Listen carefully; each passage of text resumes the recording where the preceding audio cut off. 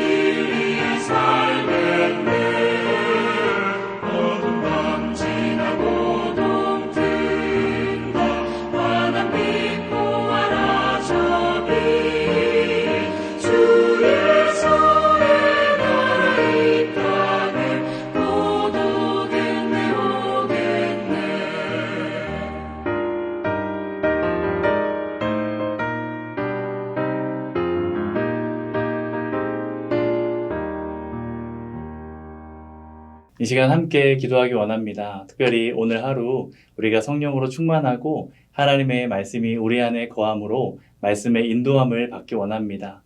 또한 말씀에 순종하는 삶, 하나님이 기뻐하시는 삶을 사는 저와 여러분이 될 수 있도록 함께 기도하는 시간 갖겠습니다. 우리와 늘 함께 하시는 하나님 아버지, 오늘도 우리의 발걸음을 인도하시고 주님 앞에 나와 예배하게 하시니 감사합니다. 특별히 오늘 하루 우리가 하나님의 말씀에 인도함을 받기 원합니다. 말씀에 순종하는 삶을 살기 원합니다. 그러나 우리의 연약함으로 내 생각과 경험이 앞설 때가 참 많았음을 고백합니다. 우리 안에 거하시는 성령님, 우리를 도와주시옵소서. 그래서 하나님이 원하시는 삶, 하나님이 기뻐하시는 삶을 사는 우리 모든 ANC 성도들이 되게 하여 주시옵소서. 예수님의 이름으로 기도드립니다. 아멘. 오늘 하나님께서 우리에게 주시는 말씀은 신명기 11장 13절부터 25절까지 말씀입니다. 내가 오늘 너희에게 명하는 내 명령을 너희가 만일 청종하고 너희의 하나님 여호와를 사랑하여 마음을 다하고 뜻을 다하여 섬기면 여호와께서 너희의 땅에 이른 비, 늦은 비를 적당한 때에 내리시리니 너희가 곡식과 포도주와 기름을 얻을 것이요. 또 가축을 위하여 들에 풀이 나게 하시리니 내가 먹고 배부를 것이라.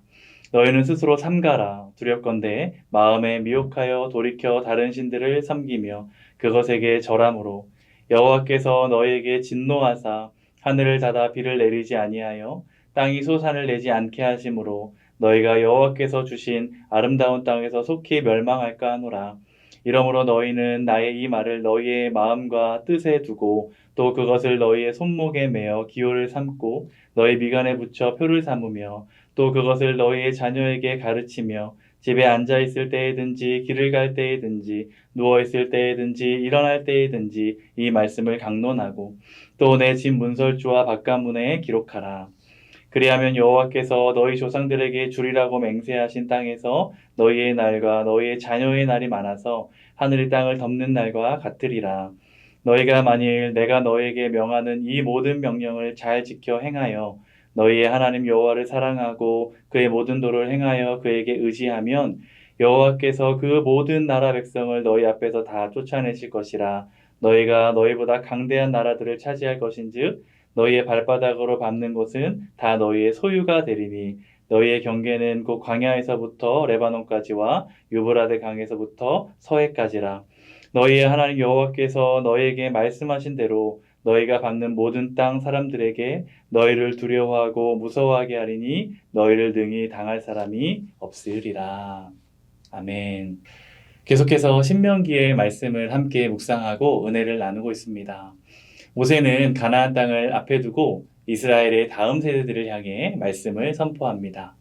먼저 오늘 본문 앞 구절을 보면 10절과 11절에서 모세는 앞으로 그들이 들어가 살게 될 가나안 땅에 대해 이렇게 설명합니다. 내가 들어가 차지하려 하는 땅은 내가 나온 애굽 땅과 같지 아니하니 거기에서는 너희의 파종한 후에 발로 물대기를 채소밭에 됨과 같이 하였거니와 너희가 건너가서 차지할 땅은 산과 골짜기가 있어서 하늘에서 내리는 비를 흡수하는 땅이요. 애굽에는 1년 내내 물이 마르지 않는 나일강이 있었습니다. 실제로 고대 이집트 농부들은 나일강변을 따라 긴 수로를 파고 자기 밭으로 들어가는 물길 입구를 진흙과 흙더미로 막아두었습니다. 그리고 밭에 물이 필요하면 굳이 연장을 사용하지 않고 발로 진흙 뚝을 툭 차서 부수었습니다. 그러면 강물이 밭으로 흘러 들어갔습니다. 물이 밭에 충분히 찼다 싶으면 다시 발로 흙을 꾹꾹 밟아 다지면서 물길을 막았습니다. 그들은 원하면 언제든지 물길을 조절할 수 있었기 때문에 내가 내 힘과 기술로 물을 통제한다는 착각 속에 살았습니다. 마치 집에 수도꼭지를 달아놓고 내 마음대로 밸브를 열었다 닫았다 하는 것과 같습니다. 내가 내 손으로 물을 틀어 농사를 짓는데 필요하면 언제든지 쓸 수 있는데 굳이 하늘을 바라보며 비를 달라고 기도할 이유가 없었습니다. 애굽은 그런 곳이 없습니다. 그러나 가나안은 전혀 다릅니다. 모세는 그 땅을 가리켜 하늘에서 내리는 비를 흡수하는 땅이라고 부릅니다. 그 땅은 하나님께서 비를 내려주시기를 구하고 겸손히 기다려야만 하는 땅입니다. 그리고 오늘 본문 바로 앞 12절은 그 땅을 이렇게 묘사합니다. 내 하나님 여호와께서 돌보아 주시는 땅이라. 연초부터 연말까지 내 하나님 여호와의 눈이 항상 그 위에 있느니라. 하나님의 눈이 항상 머무는 땅. 오직 하나님을 바라보고 그분의 도우심 없이는 살 수 없는 땅. 하나님은 지금 이스라엘 백성을 내 힘으로 물을 대던 애굽에서 하나님을 바라보며 사는 가나안으로 옮기고 계십니다. 여러분, 이것은 이스라엘만의 이야기가 아닙니다. 하나님은 자신의 백성들을 늘 이런 자리로 부르십니다. 오늘도 하나님은 우리를 내 힘과 경험으로 살던 자리에서 오직 하나님을 바라보며 사는 자리로 부르고 계십니다. 이 새벽 하나님 앞에 나온 우리는 내 힘과 능력을 내려놓고 하나님을 바라보며 하나님의 도우심을 구하는 사람들인 줄 믿습니다. 오늘 본문은 하나님을 바라보며 사는 성도의 삶에 대해 우리에게 가르쳐주고 하나님은 그런 사람에게 무엇을 약속하시고 무엇을 경고하시는지 분명하게 보여줍니다. 먼저 13절 말씀을 보겠습니다. 내가 오늘 너에게 명하는 내 명령을 너희가 만일 청종하고 너희 하나님 여호와를 사랑하여 마음을 다하고 뜻을 다하여 섬기면. 모세는 세 가지 동사를 나란히 배치합니다. 청정하고 사랑하여 섬기면입니다. 여기서 청정한다는 것은 그저 귀로 듣는 것에 그치지 않고 들은 말씀에 내 삶을 돌이켜 순종한다는 뜻입니다. 그런데 그 순종은 억지로 하는 종의 복종과는 다릅니다. 이것은 하나님을 진심으로 사랑하여 드리는 자녀의 순종입니다. 하나님을 사랑하기에 마음을 다하고 뜻을 다해 섬기는 것입니다. 신명기 6장 5절의 쉐마 말씀, 너는 마음을 다하고 뜻을 다하고 힘을 다하여 내 하나님 여호와를 사랑하라. 이 말씀이 여기서 다시 한번 선포되고 있습니다. 그리고 14절과 15절에서 그렇게 사랑하고 순종하는 백성에게 하나님이 주실 복을 약속합니다. 여호와께서 너희의 땅에 이른 비, 늦은 비를 적당한 때에 내리시리니 너희가 곡식과 포도주와 기름을 얻을 것이요 또 가축을 위하여 들에 풀이 나게 하시리니 내가 먹고 배부를 것이라. 여기에 이른 비와 늦은 비가 등장합니다. 가나안 땅의 농사는 이 두 번의 비에 모든 것이 걸려 있다고 해도 될 만큼 이른 비와 늦은 비가 중요합니다. 이른 비는 10월에서 11월, 즉 가을에 내리는 비입니다. 이 비는 여름 내내 돌처럼 딱딱하게 굳어있던 땅을 촉촉하게 적셔서 부드럽게 만들어줍니다. 그래야 농부가 밭을 갈고 씨를 뿌릴 수 있습니다. 이른 비가 내려야 한 해의 농사가 시작됩니다. 반대로 늦은 비는 3월에서 4월, 봄에 내리는 비입니다. 이것은 추수를 앞두고 아직 덜 여문 알곡을 알차고 통통하게 채워주는 비입니다. 늦은 비가 오지 않으면 이삭은 결국 쭉정이가 되고 맙니다. 이른 비가 없으면 시작조차 못하고 늦은 비가 없으면 애써 농사를 지어놓고도 거둘 것이 없습니다. 즉 처음도 하나님께 달렸고 끝도 하나님께 달린 것입니다. 구약학자 크리스토퍼 라이트는 그 신명기 주석에서 가나안의 풍요와 소산은 땅의 토질이나 인간의 농사기술에 달린 것이 아니라 오직 하나님과의 언약적 관계에서 나오는 순종의 결과물이라고 말합니다. 가나안 사람들은 비를 내려주는 신이 바알이라고 믿고 우상을 섬겼지만 라이트 교수의 말대로 본문은 참된 비와 은혜를 주시는 분이 오직 창조주 하나님이심을 분명하게 밝히고 있습니다. 특히 성경은 비를 주시되 적당한 때에 내리신다고 말씀합니다. 비가 오는 것은 참 좋지만 씨 뿌릴 때 오지 않고 그것도 추수철에 폭우로 쏟아져 내리면 곡식을 다 썩게 만듭니다. 하나님이 우리에게 주시는 것은 단순히 많은 양이 아니라 적당한 때에 정확한 순간에 주시는 은혜입니다. 우리는 기도할 때 얼마나 많이 주실지 양을 구하지만 하나님이 중요하게 여기시는 것은 정확한 때입니다. 우리 마음이 급해서 왜 아직입니까? 빨리 좀 주세요 라고 할 때도 하나님은 이른 비와 늦은 비의 때를 아시듯 우리 인생의 가장 완벽한 때를 알고 계십니다. 여러분, 우리가 할 일은 비를 만드는 것이 아닙니다.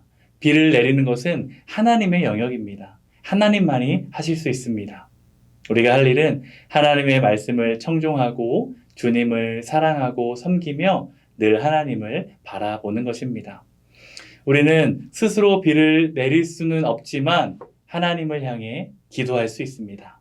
주님, 내 인생의 이른 비와 늦은 비를 적당한 때, 정확한 때에 내려 주시옵소서. 이렇게 기도하는 저와 여러분 될 수 있기를 바랍니다.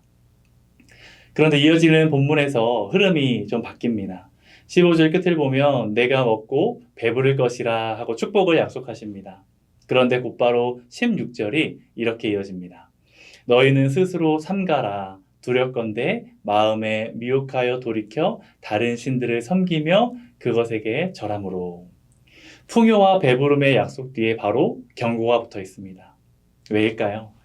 하나님은 인간이 가장 위험해지는 순간이 배부른 순간임을 잘 알고 계시기 때문입니다. 우리는 흔히 고난과 문제, 어려움이 신앙의 가장 큰 위기라고 생각합니다. 물론 고난도 큰 시험입니다. 그러나 성경이 반복해서 경고하는 더 무서운 시험은 풍요와 편안함입니다.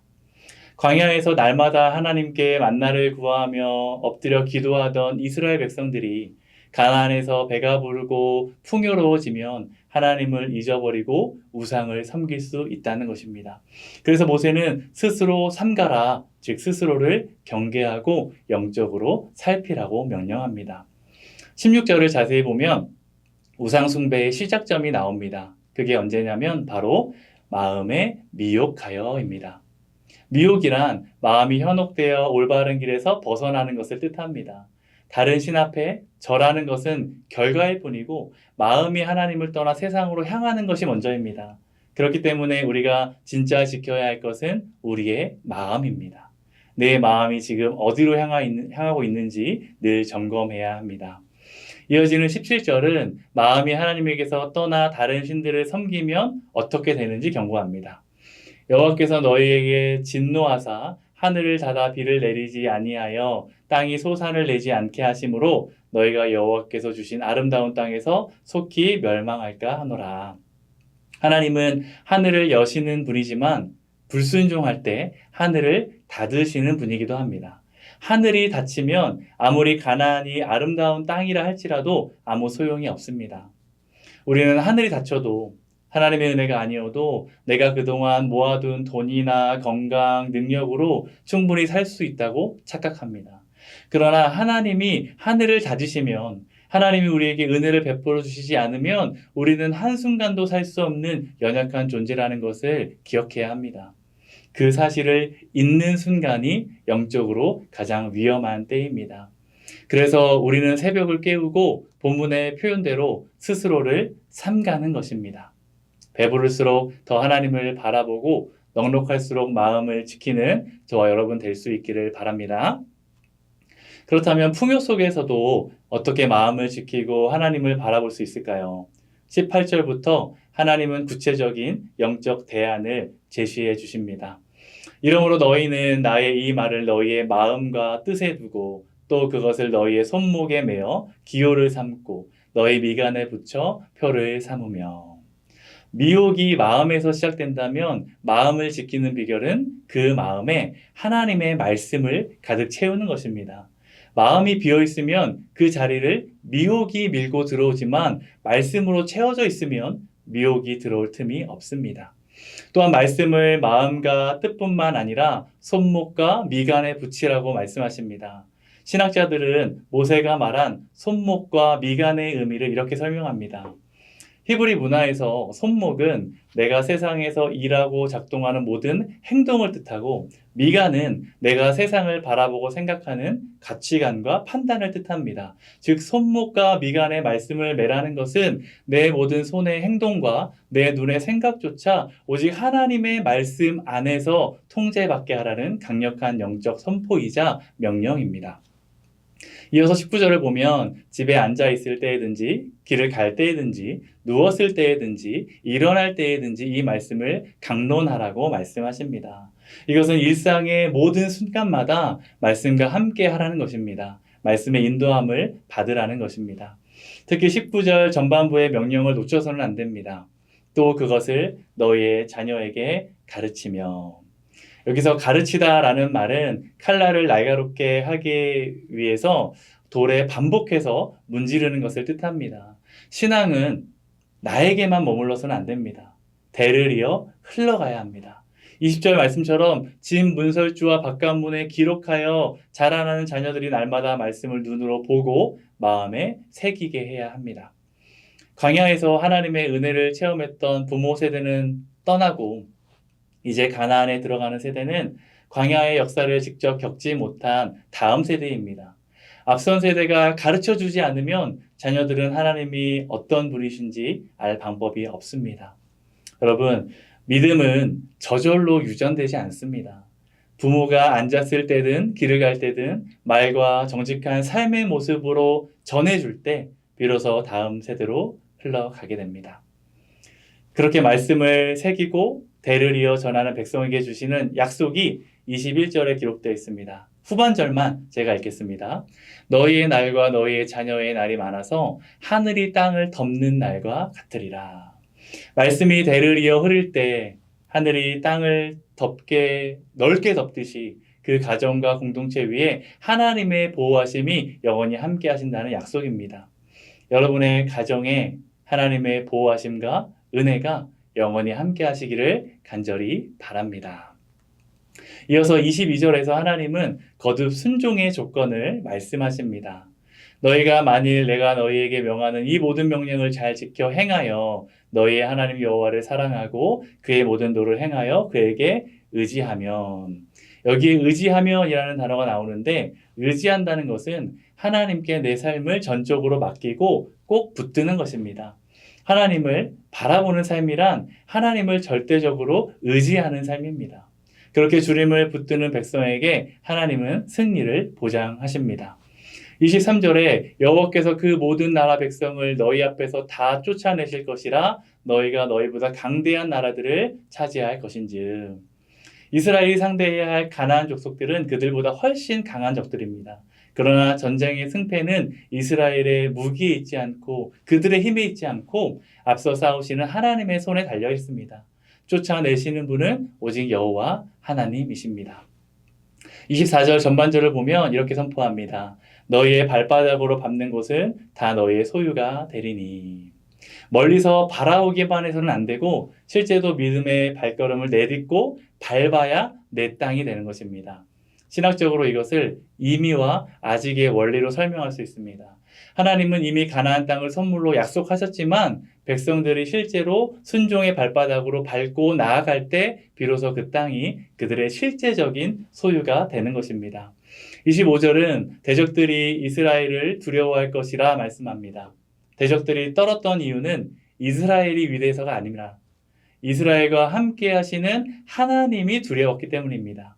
이 모든 승리의 주원은 하나님이십니다. 우리의 삶도 마찬가지입니다. 우리가 강해서, 우리에게 능력이 많아서가 아니라 하나님이 함께 하시기 때문에 우리는 승리할 수 있음을 꼭 기억하시기 바랍니다. 이제 말씀을 맺겠습니다. 사랑하는 성도 여러분, 비를 내리시는 것도, 하늘을 여시는 것도, 거대한 대적을 쫓아내시는 것도 다 하나님이 하십니다. 우리가 스스로 만들어낼 수 있는 것은 아무것도 없습니다. 우리가 할 일은 마음을 다해 하나님을 사랑하고 그 말씀을 내 마음에 새기며 믿음으로 오늘 하루의 발걸음을 내딛는 것뿐입니다. 하나님은 그 순종 하나면 충분하다고 말씀하십니다. 오늘 하루 앉을 때나 길을 갈 때나 삶의 모든 순간에 하나님을 바라보며 하나님과 동행하는 저와 여러분 될 수 있기를 주님의 이름으로 간절히 축원합니다. 기도하겠습니다. 우리와 늘 함께 하시는 하나님 아버지, 오직 하나님을 바라보아야 사는 가나안의 삶으로 우리를 불러주시니 감사합니다.